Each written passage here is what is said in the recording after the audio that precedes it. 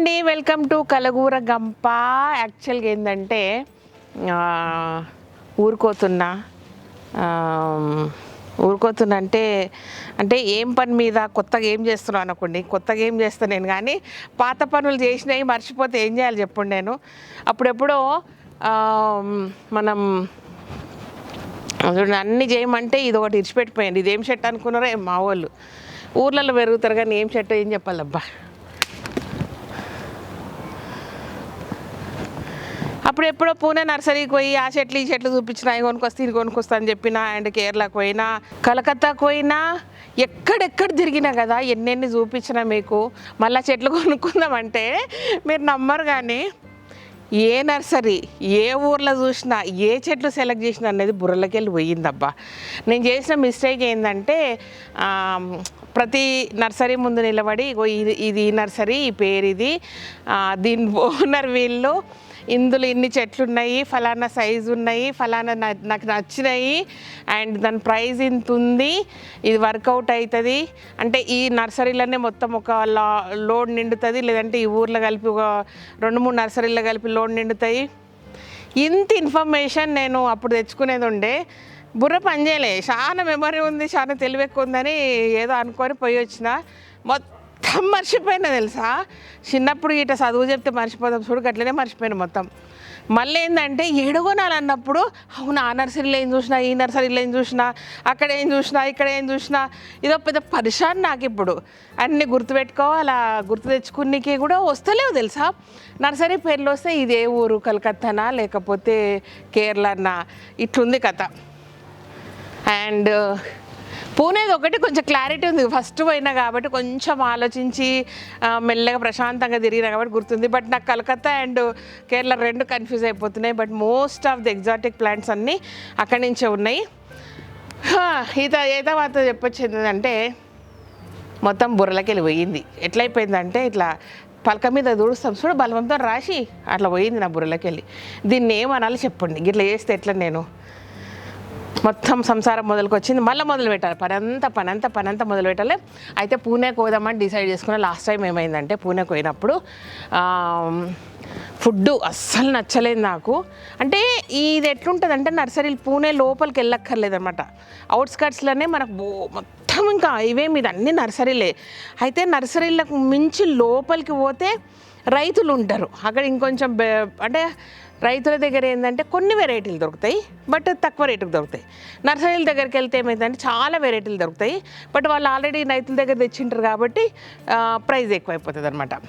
అట్లా సంగతి. అంత తిరిగి అన్ని పనులు చేసి ఏదో ఆయాసపడుతున్నట్టుంది కదా, అంటే లోపల నా బాడీ ఆయాసపడతలేదు, మనసు ఆయాసపడుతుంది. అయ్యో అయ్యో అయ్యో అయ్యో అని ఇట్లా చేస్తుంది అబ్బా శ్రీదేవి ముచ్చట.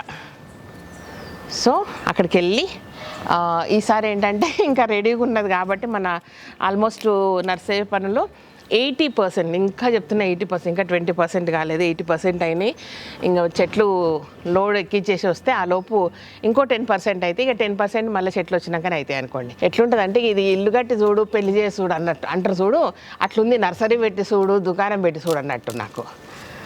అయ్యో 3 దుకాణాలు పెట్టి 30 ఏళ్ళ ఏజ్ పెరిగినట్టు అయిపోయింది నాకు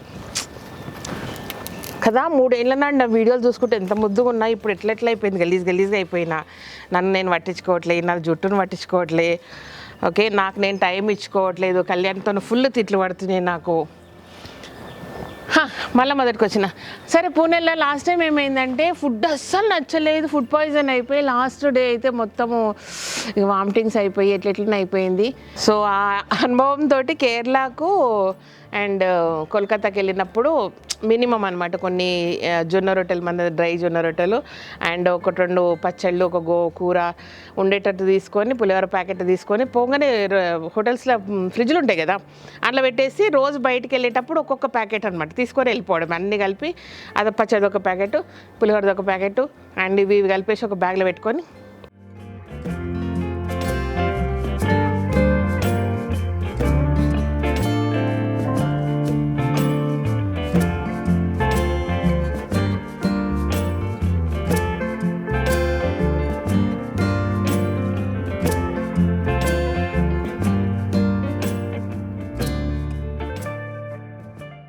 ఇదిగోండి ఫైనల్గా ఇది పాలకూర ఫ్రై. ఎట్లయింది చూడండి, ఫ్రై అంటే ఫ్రై లాగా, అట్లనే ఎండిపోయినట్టు ఉండదు మళ్ళా. అండ్ ఇది గోంగూర టమాటోతో కర్రీ లాగానే, బట్ వాటర్ హీట్ ఏం వేయకుండా చేసిండ్రు. అంటే ఇప్పుడు ఇవన్నీ కూడా బయట ఉన్నా సరే 1 వీక్ ఉంటాయి, ఫ్రిడ్జ్లో పెడితే నెల 2 నెలలు కూడా ఉంటాయి అనమాట అట్లా.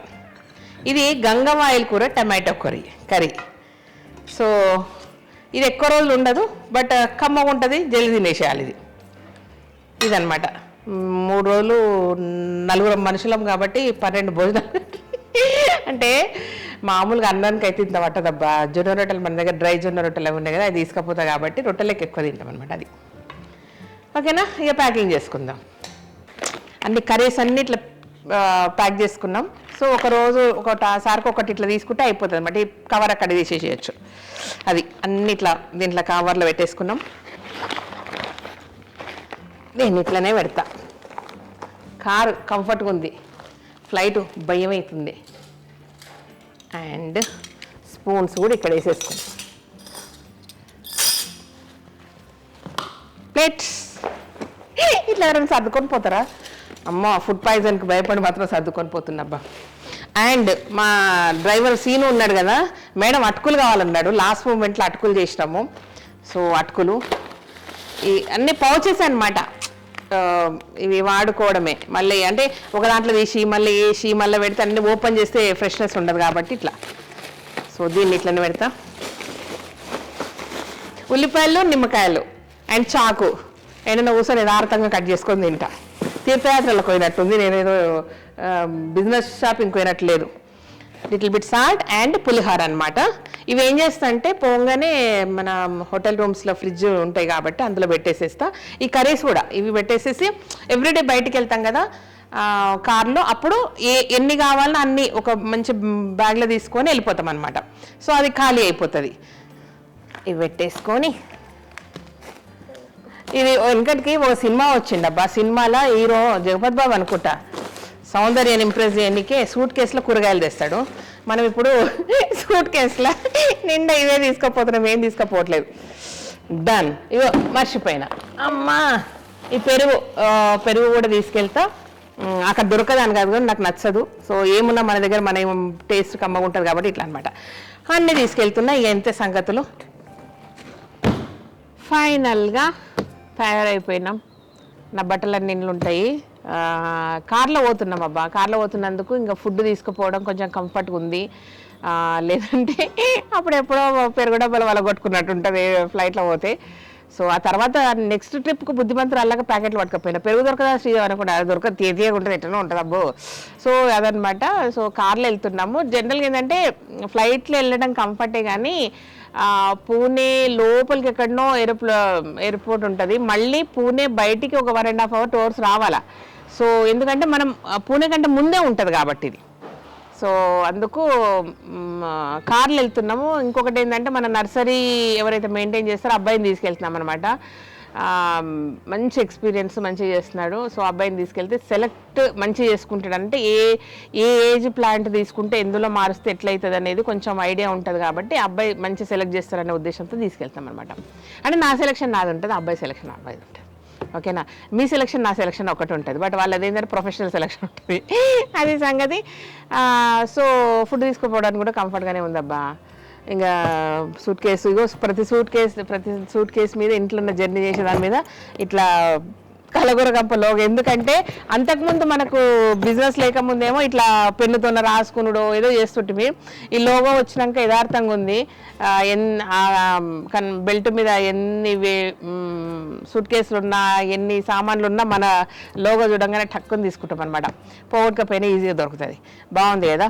సో ఇది సంగతి.